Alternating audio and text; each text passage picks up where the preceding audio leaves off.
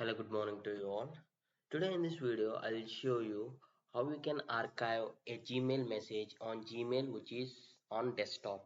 So on the mobile, we all know that by swiping from left to right or right to left, that particular message gets archived. But how to do it on the desktop?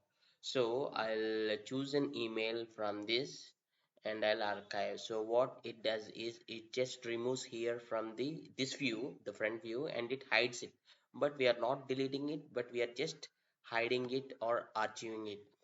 So to do that, just scroll your mouse on that particular email and go to this option. See here, archive.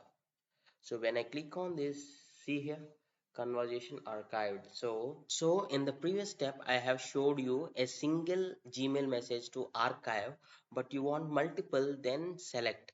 I selected this and all the mails at the bottom got selected. Or if you have selected only 10, just select 10 and see here, this just beside the selection option you will get this option. If I click on this, all those emails will be archived. So this is how you can archive a Gmail message on your desktop version on laptop or computer, whether it is a single Gmail message or a group of Gmail message.